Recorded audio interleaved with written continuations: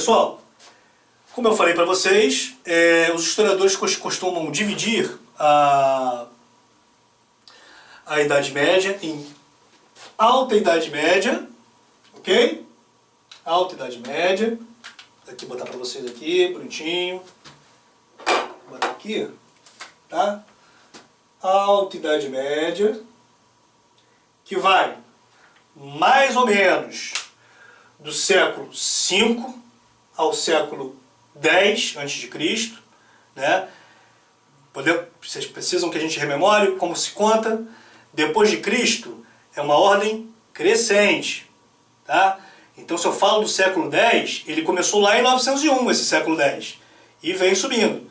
901, 910, 911, né? E até chegar ao ano 1000. O ano 1000 é o final do século X, 1001 você tem o século XI, tá? Então, lembrando para vocês, porque é o seguinte, prova de história é fácil, tá? Você só precisa identificar o contexto histórico e a história vai estar sempre falando de três coisas. O que está acontecendo nesse momento, historicamente, em relação à economia, em relação à política, em relação à sociedade e à cultura, tá? Então é importante você saber localizar, ok? Então não se esquecendo, a gente não pode esquecer, depois de Cristo é crescente. Então se eu falo de século V, eu estou falando que esse século começou em 401 e veio subindo até o século V. Se eu falo de século X, ele começou em 901 e veio subindo até o ano 1000, certo? Que é quando acaba o século X. O século X, ok? A divisão clássica, eu coloquei aqui para vocês estudarem aí na apostila de vocês, alguns aspectos importantes de cada período, tá? Então, na Alta Idade Média, como a gente vem falando já desde o início, a Alta Idade Média é esse período que vai da desintegração do Império Romano através das migrações dos povos germânicos, migrações pacíficas e belicosas, que vai desintegrar esse império dos famosos reinos germânicos, tá? A consolidação desses reinos germânicos, e vai até mais ou menos o século X, quando você tem novas invasões, tá? Dessa vez dos vikings, os famosos vikings, e eu tenho certeza que você já viu aquela série da Netflix, o Vikings, né? Uma série bacana pra caramba, Ragnar Lothbrok, esse é o cara. Então, faz parte da segunda invasão, certo? Então vai desde esse momento de consolidação dos reinos germânicos, a Alta Idade Média, até mais ou menos o século X, que é quando você tem uma segunda invasão, dessa vez de vikings e húngaros pelo leste, tá? E onde você tem a divisão do Império Carolíngio, ok? Em três, para os seus três filhos. A partir daí você já começa a entrar na Baixa Idade Média. Então, mas vamos voltar aqui para a Alta, beleza? Na Alta Idade Média você tem a consolidação dos reinos germânicos, notadamente a dos francos, visigodos e ostrogodos, tá? Você tem a expansão dos francos, a partir de Clovis. Clovis é da dinastia Merovingia, tá? Então você começa a ter uma expansão dos francos. Naquele território ali você tem outros povos. E você tem os visigodos também, território depois se tornou o território dos francos. Começa a expansão dos francos. Eles empurram os visigodos para o sul, tá? E conquistam os outros povos que estão ali. Então essa expansão começa com a expansão dos francos, começa com Clovis, convertido ao cristianismo em um pacto com a igreja. E aí é importante também, porque esse pacto com a igreja, essa conversão de Clovis, né, que era um germânico, ao cristianismo, vai ser uma marca da Idade Média, ok? Batizar o rei vai ser uma marca da Idade Média. Ou seja, que marca é essa? A legitimação do poder político pela Igreja de Roma, tá?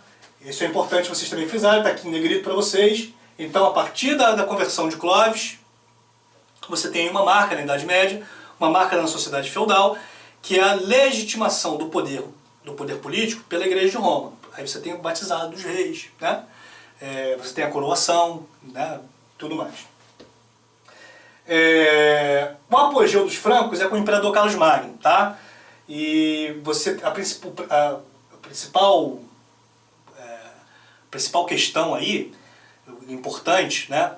do Império de Carlos Magno, você tem dois pontos aí. Você tem criação de escolas, tá? Que é o que os historiadores vão chamar de Renascimento Carolíngio. Se cair na sua prova, você já sabe. Renascimento Carolíngio nada mais é do que esse momento cultural em que o Carlos Magno está criando escolas. Para quê, professor, que ele está criando escolas? Porque ele quer desenvolver quadros administrativos para o seu império. Ok? E a outra parte importante nesse momento é justamente a concessão de terras, como a gente estava falando desde o início. Tá? O império se torna grande, ele vai ocupar praticamente toda a Europa Ocidental, praticamente, não toda. Não vai pegar a Península Itálica, mas vai pegar uma parte do norte da Península Itálica. Então ele vai dominar esse cenário, e para administrar e melhor controlar esse império, ele vai distribuindo terras a homens de confiança. Tá?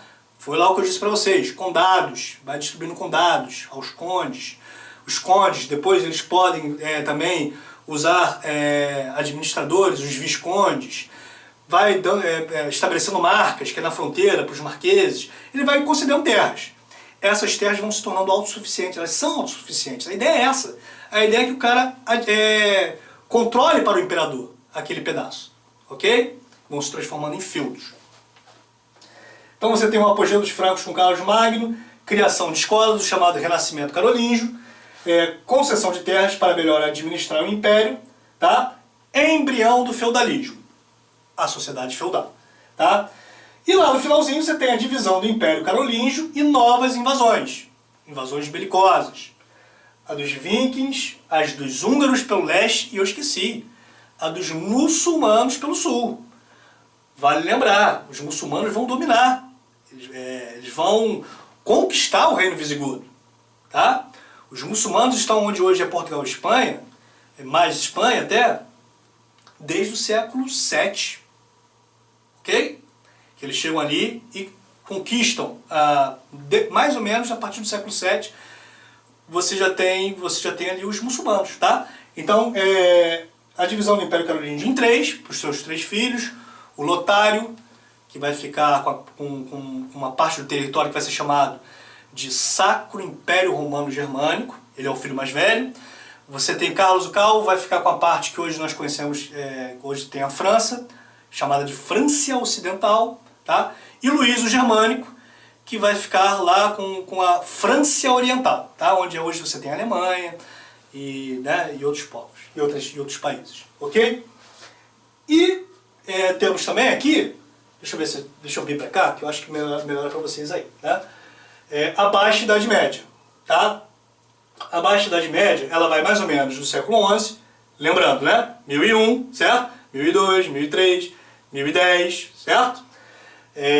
Até mais ou menos o século XV, que é quando você começa a surgir o Renascimento, começa a surgir uma produção cultural e uma maior divisão do trabalho também, né? Nesse século XV. Você vai tendo, aí vai ser conteúdo para o nosso próximo módulo, né? Você vai ter o renascimento urbano, o renascimento comercial, né? Você já vai ter aí o renascimento cultural. Você já está começando, finalzinho do século XIV, século XV, você já está começando uma nova manifestação cultural aí, que vai colocar em xeque a sociedade feudal, vai fragilizar essa sociedade feudal. Essa hierarquia das 3 ordens, lembra da hierarquia das 3 ordens? O clero, que é responsável por rezar, o nobre, o senhor, que é responsável por proteger e guerrear, e o camponês, que é responsável por trabalhar. Ali no século XV, você vai ter algumas transformações que vão fragilizar esse sistema das 3 ordens. Tá? Então, na Baixa Idade Média, você tem a consolidação, antes do que eu estou falando, do século XV, lá no início, você tem a consolidação das fronteiras e da sociedade feudal, tá? Uma definição muito clara das relações de servidão e do senhor feudal com o servo, e desse feudo autossustentável, tá? De economia rural e descentralizada politicamente. Crise de terras, vai ter uma hora que você vai ter uma estagnação aí nessa Idade Média. Não vai ter terras para você distribuir, para você conceder, tá? Esse é o momento das famosas cruzadas, ok?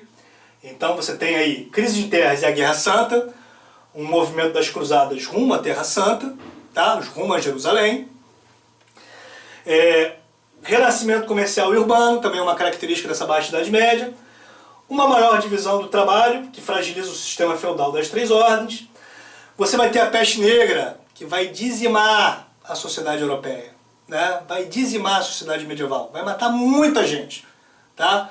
A peste negra, você também tem aí, ali no século XIV, você vai ter a peste negra, que ela vem, aí tem alguns boatos, né? Mas nada mais é que depois que se comprovou ser a peste bubônica, né?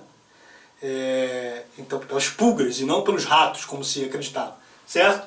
Mas você vai ter a peste negra que vai devastar a Europa, ok? É também nessa Baixa Idade Média.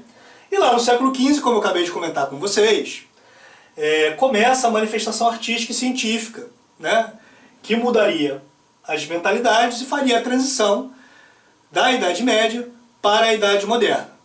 Beleza? Tudo bem até aí?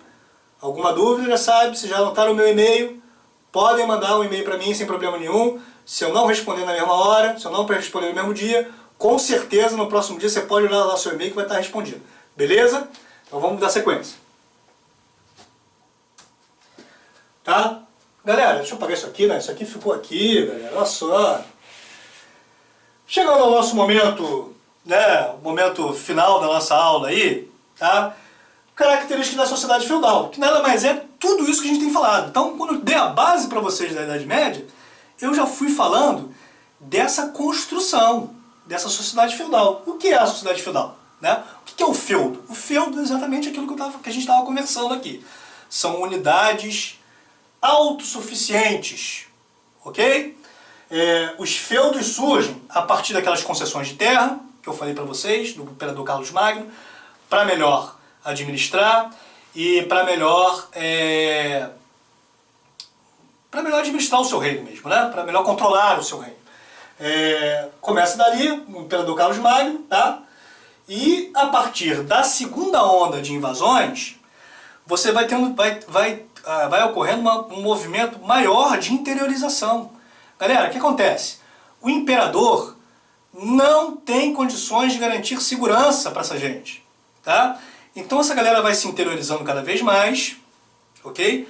Buscando a proteção de um senhor e formando o embrião do que a história chamou de os servos, ok? É a partir desse momento aí, de uma busca maior por proteção dentro desses feudos, que você vai começar a surgir esse outro tipo de relação social entre senhores feudais e servos, tá? Como se dá isso? Como se dá essa relação? É simples, tá, pessoal? O servo, ele tem uma relação de obrigação com o senhor. Presta atenção aqui que isso pode cair em pegadinha na sua prova, tá? O servo, ele tem uma liberdade parcial, mas ele não é escravo. Isso é importante porque isso cai em prova, é pegadinha, tá? Ele tem uma liberdade parcial, mas ele não é escravo, tá? Ele está obrigado, já que ele está sob a proteção do senhor, a pagar esse senhor, a pagar com algumas taxas. Por exemplo, ele paga uma taxa que ficou conhecida como banalidade, para poder usar a infraestrutura do feudo, moinho, celeiro, tem a corveia, que esse servo é obrigado a trabalhar na terra e é obrigado a trabalhar no castelo para o senhor, né? Em troca, porque ele está ali na terra, ele está plantando para ele, para se alimentar, ele está tendo proteção do senhor e ao mesmo tempo ele precisa, né, retribuir, né? Mas assim, é uma relação de semi-liberdade, que ao mesmo tempo o servo está obrigado àquela terra ali, certo? Quando passa de geração para geração, e inclusive de senhor para senhor, você vai tendo aí, o próximo senhor, ele tem um controle sobre os camponeses, tá? Então, banalidade é uma taxa para poder usar a infraestrutura. A corveia é outra. A talha, que é uma taxa em insumos, né? em produtos agrícolas, certo? A mão morta, que é quando o patriarca dessa família camponesa morre, tem que se pagar uma taxa para o senhor para poder aquela família continuar no feudo, tá?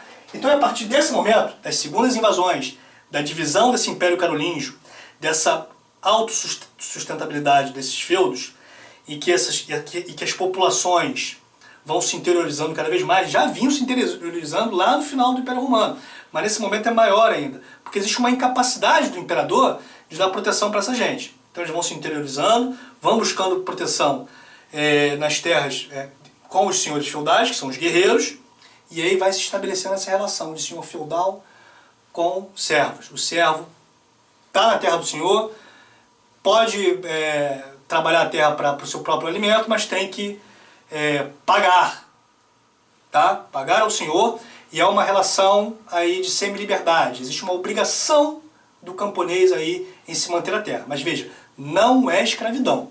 O servo não é considerado um instrumento do senhor que ele pode vender ou comprar ao seu bel prazer, tá? E não é esse conceito, tá? É um conceito de dívida, de gratidão, eu peguei um pouco pesado, né? Mas de obrigação, de dívida. Eu estou ali, recebo a proteção do senhor feudal, posso plantar para comer, mas ao mesmo tempo eu tenho que pagar por isso, ok? Não confundam, não é escravidão. Onde esse último vive nas posses do senhor, sendo parcialmente livre e obrigado a trabalhar nas terras e no castelo também, tá? Como troca pela proteção concedida. O servo estava obrigado ainda a pagar outras taxas, como eu falei, como a banalidade, a talha e a mão morta. Beleza, pessoal? Então, sociedade feudal é uma sociedade ruralizada, tá? Fragmentada politicamente em feudos autossuficientes, onde o senhor é forte, ou seja, então politicamente é descentralizado, onde essa sociedade é fortemente estratificada, tá? No sistema de 3 ordens, ok? E onde aparecem dois tipos de relação. Relação suzerano-vassalo, no sistema de vassalagem, e a relação de senhor com servo. Beleza? Vamos ver como isso pode se dar na prática, num exercício? Vou botar aqui um exercício para vocês, para a gente resolver rapidamente. Nosso tempo acabou, já estouramos o tempo aí, mas como esse assunto se dá numa prova, então eu vou colocar aqui um exercício, tá? Olha aí, esse exercício, SpaceX 2012, ok? O período conhecido por Idade Média prevaleceu na Europa desde a queda do Império Romano Ocidental, século V, até a queda de Constantinopla, século XV. Nesse período, o sistema vigente era o feudal, que a gente acabou de ver aqui, tá? Leia atentamente os itens abaixo. 1. Pessoal, na nossa aula, houve fortalecimento do poder real e enfraquecimento dos poderes locais? Não foi isso que a gente viu. A gente viu que foi uma descentralização. Então essa aqui está errada. Galera, não perde tempo na prova não. Se você tem certeza que está errado, já elimina. Certo? Ó, 1 e 2. Ó, assinar é a única alternativa que apresenta todos os itens com características desse período, com características da sociedade feudal. Então, ó, já elimina aqui, ó. Certo? Não há um fortalecimento do poder real e enfraquecimento dos poderes locais. É o contrário. Certo? Mais alguma? Ó, já elimina D. Certo? Vamos lá. Declínio das atividades comerciais urbanas e fortalecimento da vida rural. É exatamente correto, é isso que a gente viu. É uma sociedade ruralizada. Há um declínio do comércio em detrimento, né? Há um movimento de ruralização na economia. É uma economia rural a sociedade feudal. Então aqui está correto. Ó. Beleza. Já pode ser a letra B. Ó, já pode eliminar a C. Certo? Então tá entre a E e a B. Terceiro, uso generalizado de trabalho escravo no campo. O que a gente acabou de falar? Isso aí é uma pegadinha, certo? Não é uma relação de escravidão. É uma relação de servidão. Beleza? Então essa questão aqui está errada. A 3 está errada, certo? Mesmo assim, vamos lá. Ainda está entre a 4, para desempatar esse lance aqui, está entre a 4 e a 5. Os nobres estavam obrigados a pagarem aos seus servos uma pequena indenização que passou a ser conhecida por banalidade. Pessoal, é o contrário. São os servos que têm que pagar. Lembra que eu falei da banalidade, falei da talha, falei da mão morta, falei da corvéia. Aí é o contrário, certo? É o camponês que tem que pagar. Ok? Então a 4 está errada, logo a questão só pode ser AE. AE é o gabarito. Ok? A 4 está errada. E a 5. Existência de vínculos pessoais entre os nobres mais poderosos e os nobres mais fracos. Suzerania e vassalagem. É exatamente o que a gente viu na nossa aula de hoje, tá? O sistema de vassalagem. Ok, pessoal? A gente fica por aqui, já estourei meu tempo. Eu quero desejar a vocês, mais uma vez, bom dia para quem é de dia, boa tarde para quem é de tarde, boa noite para quem é de noite. Desejo força, de vontade. Uma vaga é minha, ok? Para isso eu preciso superar a preguiça mental, sentar e estudar. Até o próximo módulo.